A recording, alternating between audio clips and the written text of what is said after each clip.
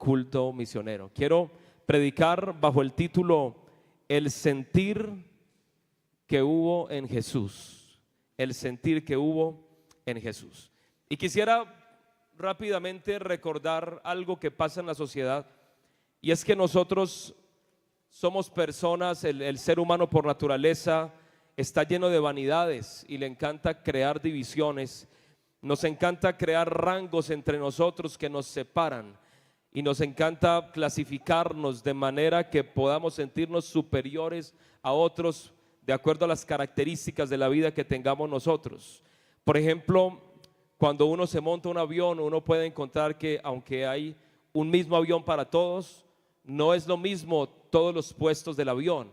Hay unas clases que son más privilegiadas, donde se paga más, pero cuando uno va, sobre todo en algunos vuelos internacionales, uno ve que ellos tienen mucho espacio y tienen forma de acostarse, y la comodidad que llevan es bastante notoria, y allí ellos van acomodados y sería como la clase alta.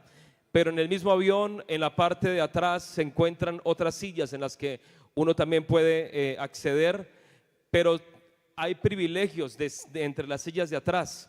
Una cosa es estar en la silla que va al pasillo, otra cosa es en la que va a la ventana, y otra es estar en la mitad, que no te toca ni el pasillo ni la ventana, siendo esta la peor de todas las sillas, porque el que está en la mitad no puede ver por la ventana bien porque alguien está ahí y tiene ese privilegio, pero tampoco puede ir al baño sin molestar a nadie porque ahí hay otro que le estorba para salir. Entonces sería como el peor de todos los puestos, y de alguna manera, si uno quiere, uno puede pagar para pedir ventana o para pedir pasillo. La aerolínea le cobra a uno por esto, porque de alguna manera, si yo quiero, yo puedo darme ciertos privilegios. Pero yo quisiera recordarte que a pesar de las comodidades y diferencias que hay allí, de todas maneras el avión es el avión donde van todos y van a llegar al mismo tiempo.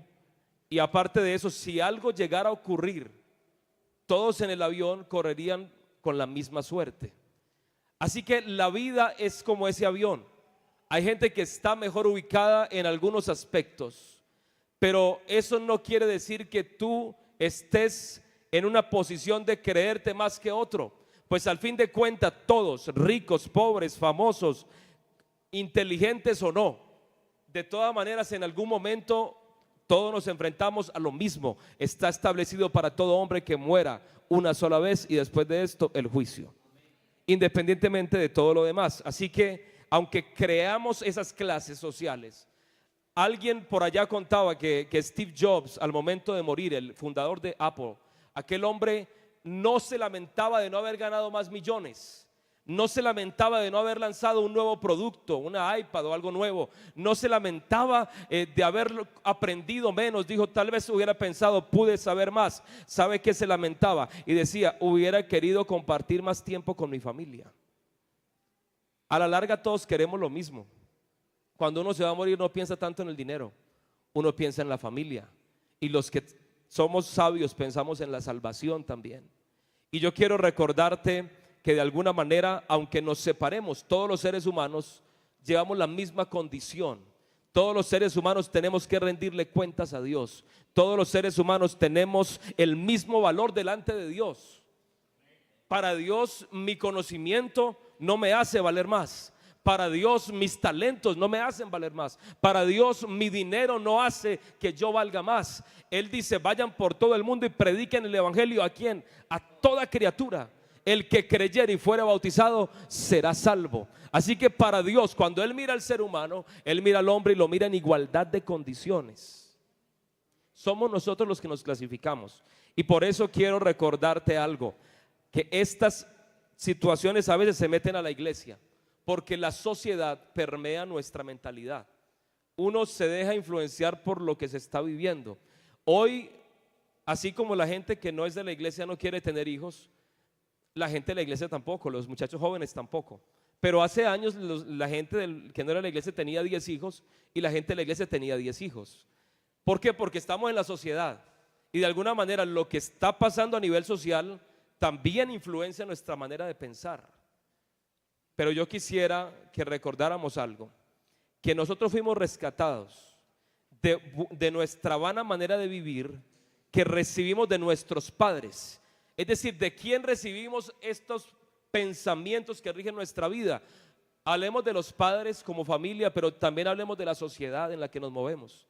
El estilo de vida y el pensamiento que tenemos lo recibimos de afuera, pero también dice la Biblia que fuimos rescatados de la vana manera de vivir, porque la sociedad te califica de acuerdo a lo que socialmente ellos consideran importante. Cuando estás en un cargo te dan importancia, cuando no lo estás te dan la espalda.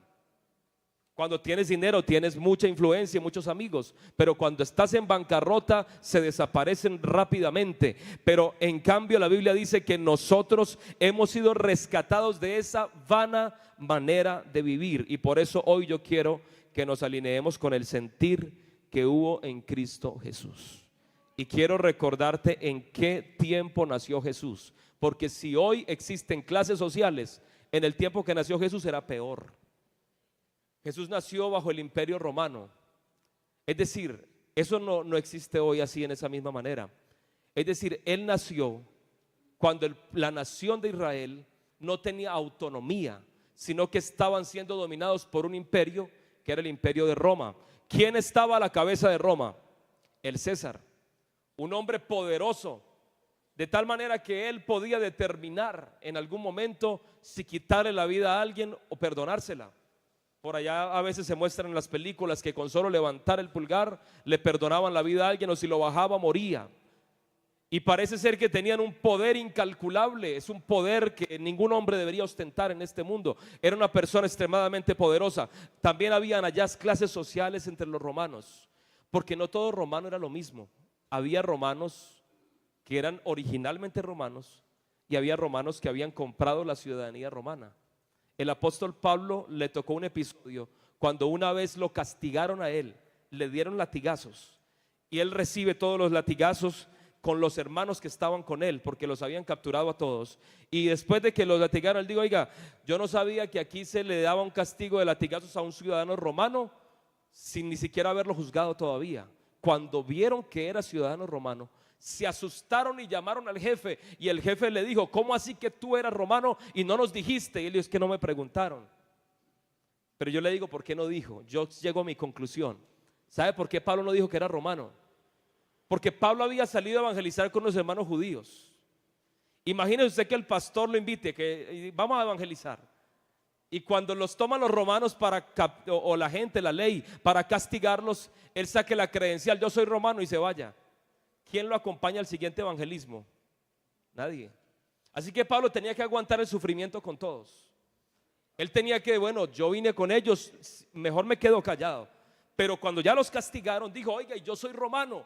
Entonces se asustaron y le dijeron: ¿por qué no dijiste? No, es que ustedes no preguntaron nada. Y le dice el Señor ese: ¿y de dónde consiguió la ciudadanía? A mí me costó mucho dinero. Y Pablo dijo: pues yo la tengo de nacimiento. En otras palabras, entre romanos, Pablo le demostró que él estaba por encima. Y yo quiero que sigamos avanzando un poco en esto. Es tan fuerte lo que existía en aquel tiempo que la Biblia me declara que había unas leyes, y la historia lo corrobora. Unas leyes que fueron creadas para proteger a los romanos y declararlos superiores a los demás. Por ejemplo, Jesús se refería diciendo: no resistáis al que es malo, antes a cualquiera que te hiera la mejilla derecha, vuélvele también la otra. Y al que quiera ponerte a pleito y quitarte la túnica, déjale también la capa. Un romano salía de su casa y de repente, por allá andando, se acordaba que hoy iba a ser frío, y empezaba a hacer frío. Entonces, ¿sabe qué le decía al romano? Pásame la túnica. Y la ley decía que él, como no era romano, tenía que pasarme a mí la capa porque yo era romano. Pásame la túnica, tenía que pasarme la túnica. Ahora usted, que venía protegido, le tocaba irse aguantando frío para la casa. Y usted le pedía la dirección al romano para después pasar, cuando tuviera tiempo, a recoger la túnica por allá. Imagínense cómo era de injusta la ley, que ellos podían quitarte lo que tú tenías. ¿Y qué dijo Jesús? Bueno, hagamos una cosa: cuando le pidan la túnica, denle también la capa. Habían dos vestimentas que se usaban para proteger. Digo, no le dé solamente la que pidió, dele otra más. ¿Sabe qué hace que una persona que lo quiera humillar a uno quede decepcionada? que usted no se sienta humillado. Cuando alguien lo quiere humillar, pero usted no se siente humillado, el otro se decepciona, porque a la larga lo que quiere es hacerlo sentir miserable usted para tomar placer de allí. Pero cuando usted le dice, es que usted piensa que yo me voy a sentir mal por eso, no, mira, te doy más, el otro empieza a entender que contigo no puede. Si usted algún día lo han humillado por asuntos económicos, no se deje, no se sienta menos, porque usted tiene una mentalidad diferente. El sentir, la visión de la vida suya, su cosmovisión es otra. Usted no cree que vale más o vale menos, son factores que pasan en la vida por administración, por familia, por muchas cosas, pero tú simplemente sabes que vales por lo que Cristo ha puesto en tu vida. Tu valor es diferente, así que no te sientas menos por eso. Entonces decía, no, mire, entrégale también la capa. Pero ¿sabe qué más decía? Hay otro, el que te pida llevar una carga por 1 milla, ve con él 2. Si yo iba por la calle y un romano me veía, me decía, cárgame al mercado, yo tenía que cargárselo 1 milla gratis. Tenía que olvidarme, si yo iba para la casa, no, olvídate, vas a llevarme la carga. Y me tocaba a mí coger la carguita del otro, de pronto daño esto, y cargarla por 1 milla. ¿Y qué dijo Jesús? Cuando le diga que cargue 1 milla, cárguela 2.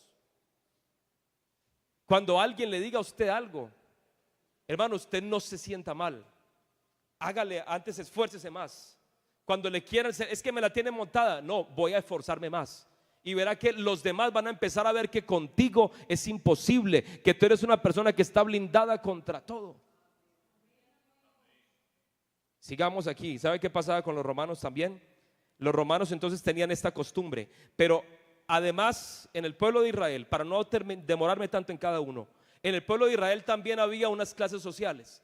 La superior era la clase religiosa, donde estaba el sumo sacerdote.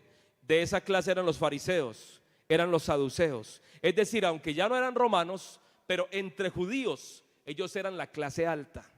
Eran los que estaban arriba, digamos, en el campo de los israelitas. Entonces, ¿qué pasaba con ellos? Dice la Biblia, Jesús también decía que estos fariseos se creían superiores. Dice, y aman los primeros asientos en las cenas y las primeras sillas en las sinagogas y también en las plazas, y que los hombres lo llamen rabí, rabí, pero vosotros no queráis que os llamen rabí, porque uno es vuestro maestro, el Cristo, y todos vosotros sois hermanos. Y no llaméis Padre vuestro a nadie en la tierra, porque uno es vuestro Padre, el que está en los cielos. Ni seáis llamados maestros, porque uno es vuestro maestro, el Cristo. El que es el mayor de vosotros será vuestro siervo, porque el que se enaltece será humillado, y el que se humilla será enaltecido. Mire cómo Jesús tergiversa la lógica humana. Normalmente el que está arriba entonces aprovecha de la posición, pero eso dice, no, el que quiera estar, el que esté más arriba, sirva a los demás. Y le da una vuelta a las cosas. Empieza a decir, conmigo las cosas van a cambiar. Y los discípulos competían, ¿quién será el mayor de nosotros? ¿Cuál será el mayor? Y Jesús los ponía y decía, pero ¿de ustedes de qué están hablando? ¿Que cuál va a ser el mayor? No, el que quiera ser mayor, que se haga el menor, que sirva a los demás. Y un día, ayuden por favor con un fondo en el piano. Un día Jesús, porque a veces uno enseña es con el ejemplo. A veces uno habla mucho y la gente no entiende hasta que uno les da el ejemplo. Un día Jesús se fue para una casa. Y les voy a contar por qué esto es tan impresionante. Porque dentro de los judíos había esclavos. Una cosa era ser judío, otra cosa era ser un esclavo. El libre tenía más derechos que el esclavo. El libre estaba por encima en la sociedad que el esclavo, ¿sí o no? Pero entre los esclavos había rangos, porque mire que nosotros somos así, nosotros vamos creando rangos de para arriba y de para abajo. Entre los judíos, entre los esclavos había rangos. Resulta que cuando había que lavar los pies, alguien llegaba a la casa, la costumbre era que a esa persona se le lavara los pies. Entonces el señor de la casa no lavaba pies. Si no tenía esclavos, el hijo menor lavaba los pies. Pero si tenía esclavo, el esclavo lavaba. Y si había varios esclavos, el de menos rango, si entre los esclavos había un extranjero, ese lavaba pies. Si entre ellos había un extranjero que era más joven, ese lavaba. Mejor dicho, el que lavara pies, ese era el menor de toda la casa. Ese era el de menos rango. Era una tarea considerada indigna, porque había que lavar los pies de la persona, sucios, tal vez con malos olores, ¿qué sabemos? Pero la persona tiene que lavar los pies al invitado. Y entonces Jesús un día llegó y preparó una comida ahí con los discípulos. Los reunió en un lugar y tomó una toalla y se la amarró en la cintura, y tomó una vasija, la llenó de agua y les dijo: siéntense todos que les voy a lavar los pies. Para nosotros hoy eso no tendría mucho sentido, pero para ellos era como ver al jefe, al de arriba, a su maestro humillado. Y Pedro dijo: no, Señor, usted a mí no me lava los pies. Si de Pedro dependiera, le quitaba la vasija y la toalla y Pedro le lavaría los pies a Jesús, porque él entendía que Jesús era mayor que él, y para él era una vergüenza ver a Jesús lavándole los pies. Él quería mejor lavarle los pies a Jesús. Es entendible, pero Jesús quería enseñarle algo. Le dijo: Pedro, quédate quieto, es que yo quiero que ustedes entiendan lo que quiere Cristo demostrarnos con hechos. Es que siendo Él el más grande, no le cuesta nada humillarse para servir, para lavar, para ayudar al necesitado. Ese es nuestro maestro. Ese es al que predicamos en esta iglesia. Ese es del que cantamos y al que le cantamos. Estamos hablando que nos llamamos cristianos porque somos seguidores de Cristo, somos sus discípulos. Así que hoy quiero que alineemos nuestra visión, porque a veces uno está en un comité y siente como que el que está de presidente se quiere salir de la ropa. Cuando tú eres el líder te toca trabajar más duro. Al contrario, sí, hay que aprender a delegar, pero no te salgas de la ropa. Y empiezan a reclamar posiciones y autoridad. Esto es de servir. Eso es de servir. Yo quiero que me pongan a predicar. Si Dios quiere, predico, y si me necesitan en otra parte, díganme qué hay para hacer. Recordemos, porque hoy en día hay mucho servidor que quiere altar. Hay gente que quiere brillar en un altar, pero no brillan en un evangelismo, pero no brillan en la humildad, pero no brillan en el servicio.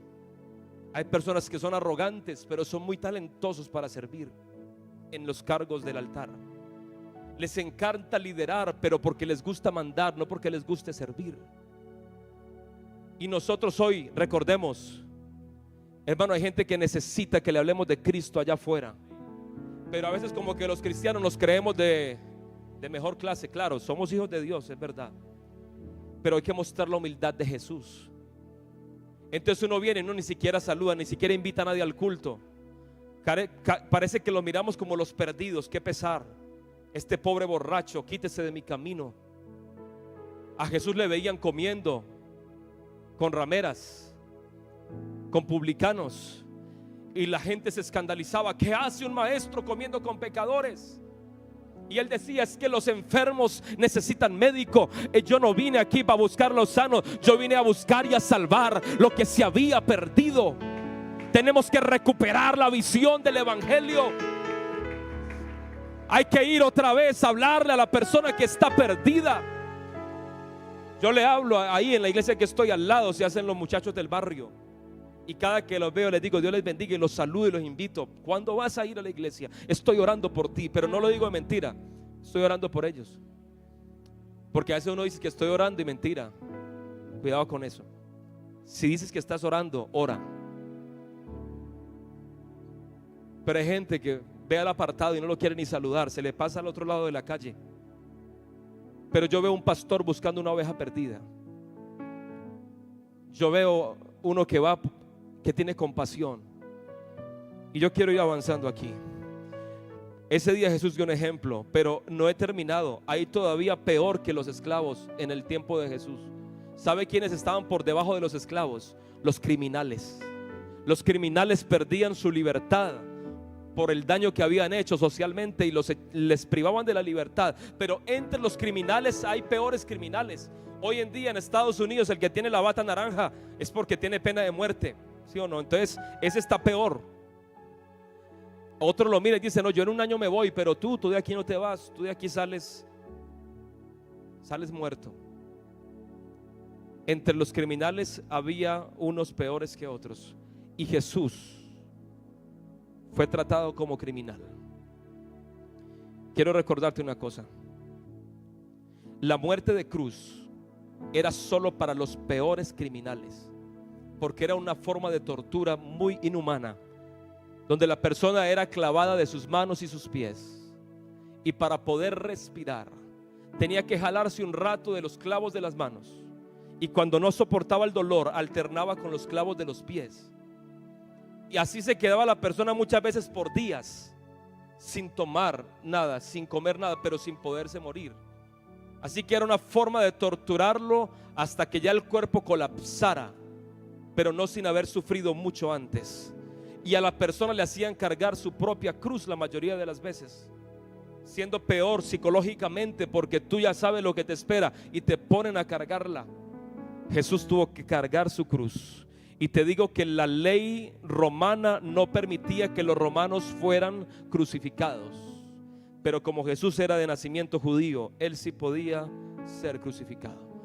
La ley mosaica decía que era maldito todo aquel que moría en un madero, Deuteronomio 21:22. Pero Gálatas 3:13 me dice que Cristo se hizo maldición por los pecados de los hombres para rescatarlos de la maldición. Así que quiero recordarte hasta dónde bajó el Señor. Si hablamos de rango, no hay nadie por encima de Dios. Yo me puedo creer más que otra persona, pero cuando me comparo con Dios, ¿cómo me puedo ver mayor que Él? ¿Quién es mayor que Jesús? Recuerda lo que dice la Biblia. Ahorita te lo voy a citar el versículo inicial, pero recordemos quién es Dios. Dios es infinito en contraste con nuestra finitud. Dios es santo en contraste con nuestra pecaminosidad. Dios posee recursos inagotables en contraste con nuestra escasez. Dios es vida y luz en contraste con nuestra mortalidad y tinieblas. Así que yo creo que por encima de Dios reconocemos en esta noche, no hay nadie que esté por encima de Él, en pureza, en inteligencia, en capacidad, en recursos, en santidad, en gloria. Nadie está por encima de Él. Pero nos recuerda Filipenses 2: haya pues en vosotros este sentir que hubo en Cristo Jesús, el cual siendo en forma de Dios. Hay una traducción que se podría hacer ahí del término griego, en lugar de forma, esa palabra también significa naturaleza.